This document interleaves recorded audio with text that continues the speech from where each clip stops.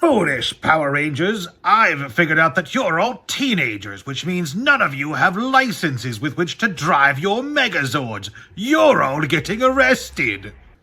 Hey there, kiddos, and welcome back to the channel. I'm Uncle Frank, and that you are having a great day. And in today's video, I'm going to be sitting back, relaxing, and talking while I work about my work, because today I am sorting through loads of Force of Will cards. I have recently, just a few days ago, finished purchasing my biggest bulk lot ever.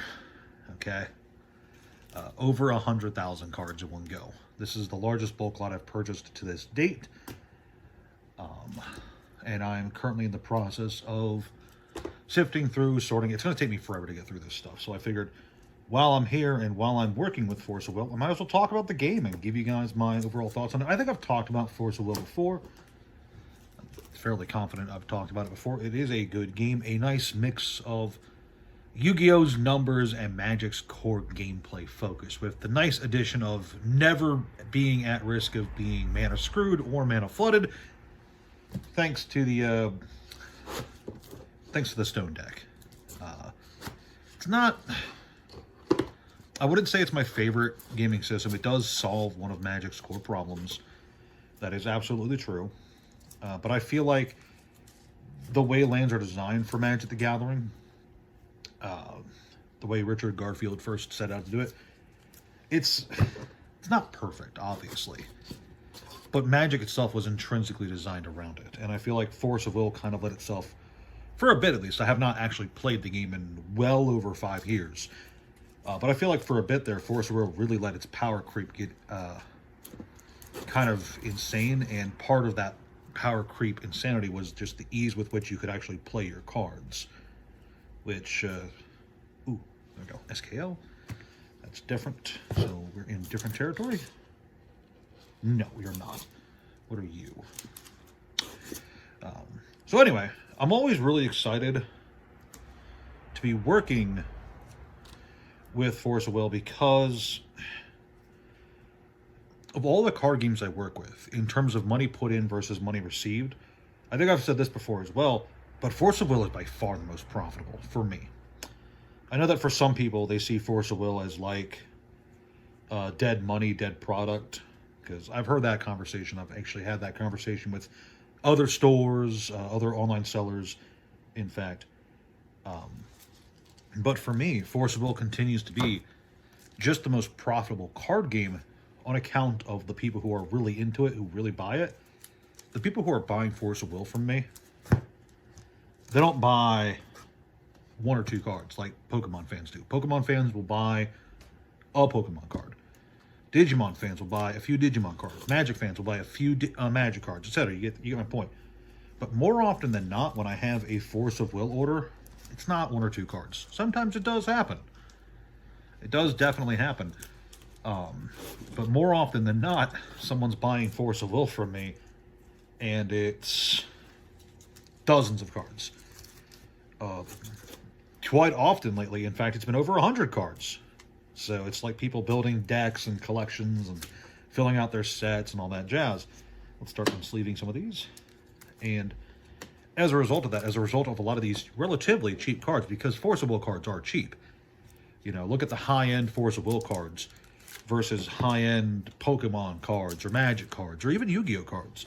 And you'll see a stark difference. High-end expensive Force of Will cards don't come even close to high-end, what a high-end or even mid-grade Magic card might be. And completely forget it for Pokemon. You look at vintage or collectible Pokemon cards, and they're in a completely different tier of their own. But what matters for Force of Will is not the value of the individual cards. It's the volume of them that sell. Because a lot of people who are buying Force of Will cards, they'll just buy the entire deck. The deck is so cheap. So you can build a decent Force of Will deck, from what I understand, and in my experience, you can build a decent deck for like 10 bucks, 15 bucks, 20 bucks. And so a lot of these people do that. They will go online, they'll go on TCG Player, they'll see a deck list they like, and they'll just go, all right, yeah, I'll buy that all, 10 bucks, 15 bucks, 20 bucks, who cares? And those tend to be the people who are buying Force of Will from me, kind of just getting their entire deck out of the way in one go. And that's part of why I'm so happy to carry it, because having so much Force of Will in my inventory ensures that people who are buying full decks will more often than not see that I have everything they're looking for, which is good for business, but it also ensures that I'm not having my 50 to 100 Force of Will cards split across potentially 50 orders. That incurs fees, that incurs the cost of shipping, etc. If I have all those cards going at once, yeah, the shipping cost is higher. But there's no fees because there's no extra orders. It's just one flat order. That's TAT.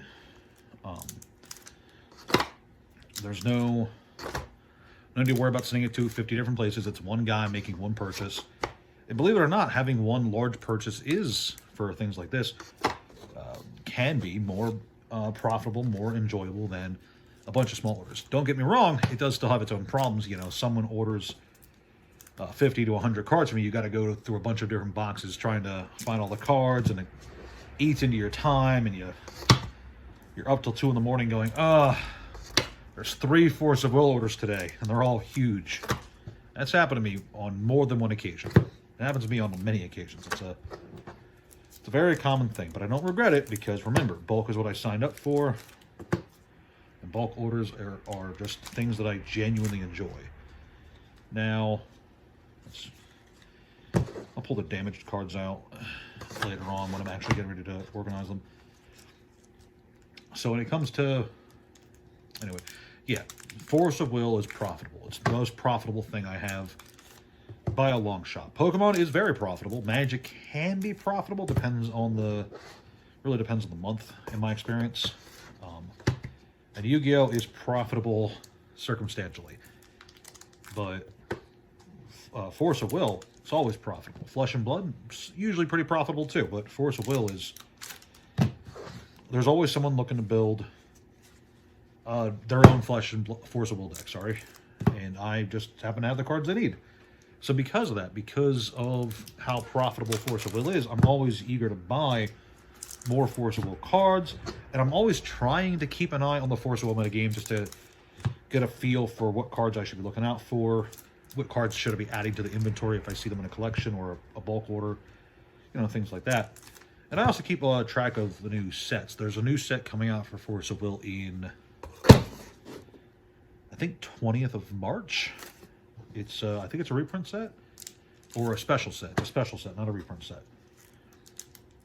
I try to keep a track. I try to keep track of every TCG, Gundam, One Piece, etc. But there's so many, it's hard to keep track of all of them, and I end up just having to follow a bunch of different content creators who are all focused on their specific niche, so that I can try and get a sense of what's going on out in the wider world of TCGs. So while I do try to follow Force of Will's release schedule, and I try to get at least a bit of every new set as it comes along, I often get lost with the sheer volume of everything going on. But like I said, I do still try to keep up with it. Oh, that is not TAT. That is French. I don't know where that came from. There's a lot of... There was misprint cards for Force... Do I have them? I was literally looking at them yesterday. Where are they at? Force of Will has misprint cards with French on the back. Is it you? No, not you. Yeah, okay, so here is... I guess these were pre-release cards, because these were... so, Maya Wild Estrella is the name of this card, and on the back it is Tigre Plateado Mancha du Tigre Sterere. I think it's either Italian, French, or Spanish. I'm going to have an Italian person, a French person, and a Spanish person all try to kill me because of that, because I don't know the difference from any of those languages. But yeah, the front is English, and the back is some language I don't understand. And I think it's just funny that they would even have that kind of misprint, because, like, no one at the factory caught that? No one at the factory caught that you had a foreign language on the back of your card?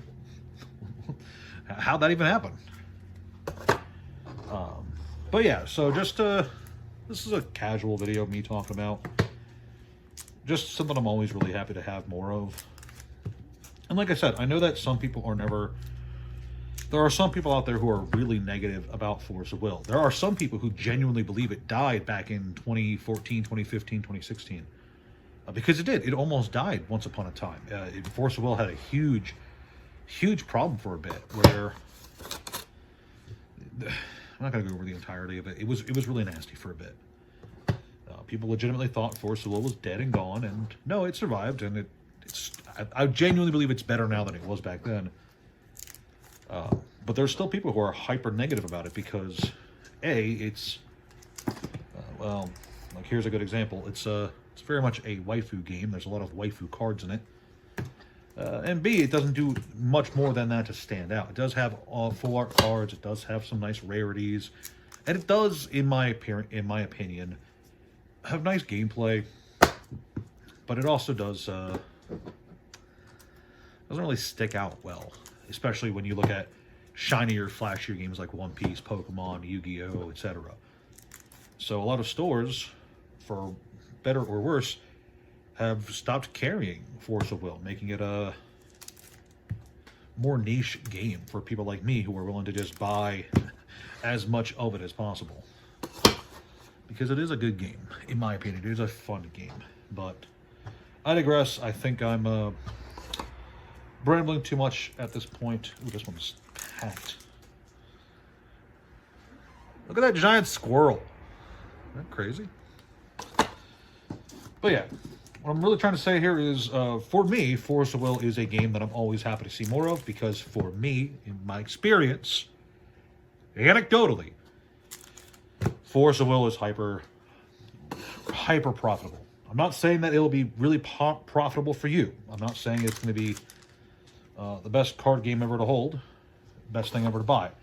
But I am saying that in my experience, from what I've personally gone through with Force of Will, it has been and will probably continue to be very lucrative, just to get more of it, because I don't know what it is, but people see a deck for $10 and they're like, all right, that might. I confess that if I saw like a tournament viable Force of Will deck, a Flesh and Blood deck, or Pokemon or One Piece, if I saw like a tournament viable deck for those card games for $10, I'd probably end up buying it just to experience it, you know? So I understand where the Force of Will crowd's coming from, but still, people really like this game. I really like it as a result. So that's all I really got to say. Maybe at some point I'll actually go over the history. If you guys want to hear about the near death of Force of Will, let me know in the comment section, because it is an interesting story how it almost died here in the West, and how the company really did a lot of work to save it. And the community at the time, too. There were... the community at the time knew that the game was at risk, and they really came together and they did their best to try and save it, and they succeeded. So if you want to hear that story, let me know in the comment section below. Beyond that, please like, share, subscribe, all that jazz. Let me know if you like Force of Will, hate Force of Will, or think your uncle's crazy for carrying it. Beyond that, check out the Discord, check out the Patreon. Thank you so much for watching, and I'll see you next time.